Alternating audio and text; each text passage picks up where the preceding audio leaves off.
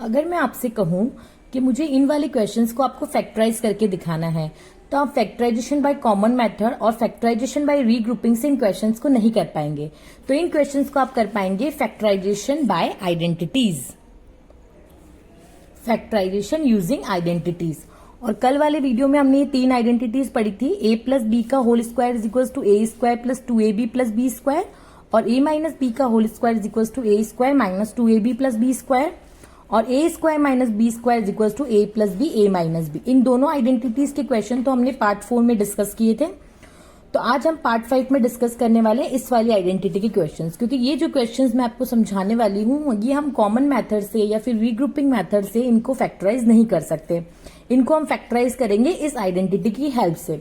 मतलब कि अगर क्वेश्चन आपका इस फॉर्म में लिखा हो तो आप उसको ऐसे लिख सकते हो, ऐसे लिखा हो तो उसको आप ऐसे लिख सकते हैं। तो welcome to Shiv coaching classes. तो क्लास 8 मैथमेटिक्स का जो चैप्टर 12 हमने शुरू किया था फैक्टराइजेशन, उसका पार्ट 5 आज हम लोग पढ़ेंगे। तो चलिए बढ़ते हैं क्वेश्चन की तरफ। सबसे पहला क्वेश्चन है 49p स्क्वायर माइनस 36। अब इसमें हमारे पास 2 टर्म्स हैं, हमें दिख रहा है। तो यहाँ तो ये 3 टर्म्स वाले हैं, तो ये आइडेंटिटी तो मुझे पता लग गया ये नहीं लगेगी। अगर मैं ये वाली आइडेंटिटी भी देखूं तो यहाँ a प्लस बी का होल स्क्वायर होता है, मतलब दोनों टर्म्स को प्लस या दोनों टर्म्स को माइनस करके ऊपर होल स्क्वायर आता है, लेकिन यहाँ पे ऐसा वाला केस भी नहीं है। तो यहाँ मुझे तीसरी आइडेंटिटी है, मैं चेक करूँ तो ए स्क्वायर माइनस बी स्क्वायर, तो यहाँ तो ये ए स्क्वायर दिख रहा है लेकिन ये मुझे बी स्क्वायर नहीं दिख रहा है। लेकिन मैं इसको बना तो सकती हूँ, क्योंकि 36 जो होता है वो 6 का होल स्क्वायर होता है, और 49 जो होता है वो 7 का होल स्क्वायर होता है, और पी स्क्वायर तो मैं लिख दूंगी 7p का स्क्वायर माइनस 36 होता है 6 का स्क्वायर। अब इस आइडेंटिटी से जब आप इसको कंपेयर करेंगे ए स्क्वायर माइनस बी स्क्वायर, तो ए की जगह तो आपका 7p आ गया और बी की जगह आपका 6 आ गया। ए की जगह 7p और बी की जगह 6। ए स्क्वायर माइनस बी स्क्वायर को आप क्या लिख सकते हैं, ए plus B A minus B. अगर आपके पास ए और बी की वैल्यू है तो एक बार उनको प्लस करके लिख दो और एक बार उनको माइनस करके लिख दो। तो मैंने लिख दिया ए प्लस बी, क्योंकि ए क्या है 7p और बी क्या है 6, ए माइनस बी। अब देखते हैं नेक्स्ट क्वेश्चन। एक दो क्वेश्चन में आपको थोड़ा समझ में हो सकता है नहीं आए, लेकिन जब आप 2-3 क्वेश्चन ऐसे कर लेंगे तो आपको अच्छे से समझ में आ जाएगा। नेक्स्ट क्वेश्चन जैसे m की पावर 4 माइनस 256 है, तो इन दोनों से तो कहीं पे भी वैलिड नहीं हो रहा। तो आपको क्वेश्चन देख के समझ आ रहा है m की पावर 4 को तो मैं लिख दूंगी m स्क्वायर का होल स्क्वायर, क्योंकि मैं इसको इस फॉर्मेट में बनाना चाह रही हूँ, ए स्क्वायर माइनस बी स्क्वायर के फॉर्मेट में। 256 जो है वो आपका स्क्वायर होता है 16 का। किसका स्क्वायर होता है 16 का। अगर आप इससे अब इसको कंपेयर करोगे ए स्क्वायर माइनस बी स्क्वायर, तो ए स्क्वायर माइनस बी स्क्वायर, तो यहां अगर मैं देखूं तो ए की वैल्यू हो गई एम स्क्वायर और बी की वैल्यू हो गई 16। देखो ढंग से देखना, एम स्क्वायर है उसके ऊपर होल स्क्वायर, ए की वैल्यू तो पूरी एम स्क्वायर ही होगी ना। तो मैं लिख दूंगी ए plus B A minus B, ये हो गया। लेकिन अगर आप इसको फिर से ढंग से देखेंगे, वैसे तो आप इसको यहाँ पे भी छोड़ेंगे तो ये आंसर गलत नहीं, बड़ी अधूरा माना जा सकता है। क्यों? क्योंकि अगर आप यहाँ ढंग से देख रहे हैं तो ये वाला तो कोई बात नहीं, हमारे पास ऐसी प्लस वाली तो कोई आइडेंटिटी नहीं होती कि ए स्क्वायर प्लस बी स्क्वायर।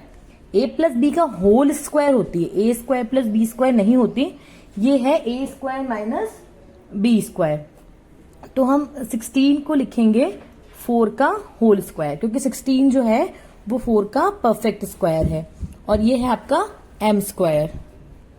तो अगर आप इसको ढंग से देखेंगे तो यहाँ पे भी आपका एक फॉर्म बन रहा है ए स्क्वायर माइनस बी स्क्वायर, जहां बी जो है वो आपका 4 हो रहा है और ए जो है वो आपका एम हो रहा है, क्योंकि बीच में माइनस और ऊपर स्क्वायर भी है। तो हम इसको भी फर्दर स्प्लिट कर सकते हैं। एक तो हो गया हमारा एम स्क्वायर प्लस 16, ये हो गया ए स्क्वायर माइनस बी स्क्वायर, तो इसको हम लिखेंगे ए plus B A minus B. तो M minus 4 M plus 4।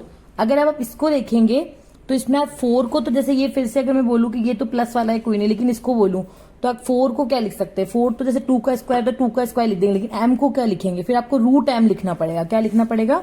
Root m। जैसे कि हम इसको, वैसे तो आपके कोर्स में अभी तक यहीं तक है, तो आप इसको यहां तक भी छोड़ेंगे तो आंसर कंप्लीट माना जाएगा। लेकिन जैसे यहाँ पे ये m माइनस 4 है, तो आप m माइनस 4 के भी फर्दर फैक्टराइजेशन कर सकते हैं। जैसे m माइनस 4 है तो 4 को मैं क्या लिख सकती हूँ 2 का स्क्वायर, और m कब आता है, जब मैं रूट m को रूट m से मल्टीप्लाई करूंगी तो m आएगा, तो मैं रूट m का स्क्वायर भी लिख सकती हूँ। तो इस फिर से एक फॉर्म बन गया आपका ए स्क्वायर माइनस बी स्क्वायर। यहाँ पे जो a है वो है रूट m और जो b है वो है आपका 2। तो ये हो जाएगा आपका a माइनस बी और a प्लस बी। तो आपका जो फाइनल फैक्टराइजेशन आएगा वो आएगा m square plus 16 m plus 4 और m माइनस 4 की जगह आपका आ गया root m minus 2 root m plus 2। But ये रूट m वाला कॉन्सेप्ट आपके नेक्स्ट क्लास में आएगा, तो अप टू 8th क्लास आप यहाँ पे भी इसको लीव कर सकते हैं। नेक्स्ट क्वेश्चन है हमारा 4p square minus 9q square. ये भी हमारा इन दोनों आइडेंटिटी से मैच नहीं कर रहा, थर्ड वाली आइडेंटिटी से मैच कर रहा है। तो हम 4p स्क्वायर है इसको हम लिख सकते हैं 2p का होल स्क्वायर, और 9q स्क्वायर इसको हम लिख सकते हैं 3q का होल स्क्वायर, क्योंकि 9 जो है वो 3 का स्क्वायर है और 4 जो है वो 2 का स्क्वायर है। तो अगर आप इसको इस आइडेंटिटी से कंपेयर करेंगे a square minus b square वाली आइडेंटिटी से, तो 2p जो है वो आपका a हो गया और 3q जो है वो आपका b हो गया, a square minus b square. तो आप इसको क्या लिखेंगे a plus b, a minus b, तो 2p माइनस 3q और 2p प्लस 3q। तो ये हो गया a plus b, a minus b। अब ये फर्दर और स्क्वायर नहीं होंगे, तो ये हो गया इसका आंसर। अब जैसे नेक्स्ट वाला क्वेश्चन है 63a square minus 112b square. तो ना तो 63 किसी का परफेक्ट स्क्वायर होता है, ना ही 112 किसी का परफेक्ट स्क्वायर होता है। तो यहाँ पे हम फैक्टराइजेशन के दो मेथड लगाएंगे। First of all we take common from both the terms. ये 63 और 112 दोनों के दोनों 7 की टेबल में आते हैं। तो हम अगर दोनों में से 7 को बाहर कॉमन ले ले तो 7 की टेबल में 63 आता है आपका 9 बार बोलने पे, तो 9a स्क्वायर बढ़ गया। और 7 की टेबल में 112 जो है वो आपका आता है 16 टाइम्स बोलने पे, मतलब कि 7 को जब आप 16 से मल्टीप्लाई करेंगे you will get 112 and b square. अब 7 को बाहर रहने दीजिए। अगर आप बीच वाला टर्म देखेंगे तो 9a स्क्वायर, 9 जो है वो परफेक्ट स्क्वायर होता है 3 का, तो इसको आप लिखेंगे 3a स्क्वायर, और 16b स्क्वायर को आप लिख सकते हैं 4b का होल स्क्वायर। अब इसे आप कंपेयर कीजिए तो आइडेंटिटी हो जाएगा a square minus b square. तो इसको आप लिख सकते हैं a हो गया, मतलब यहां अगर मैं देखूं तो a की जगह आप लिखेंगे 3a और b की जगह लिखेंगे आप 4b। तो 3a plus 4b, 3a minus 4b। So this is your answer. Next question is 49x square minus 36. As we all know 49 is a perfect square of 7. So we write 7x का whole square and 36 होता है आपका 6 का, तो we will write 6 का whole square. So अगर हम इसको कंपेयर करेंगे इस वाली आइडेंटिटी से a square minus b square वाली आइडेंटिटी से, तो a plus b, a minus b, तो यहाँ a की वैल्यू हमारी क्या हो जाएगी 7x और b की वैल्यू हो जाएगी हमारी 6। तो जहां a है तो हम लिखेंगे a प्लस b, यानी कि 7x plus 6 and 7x minus 6। Now the next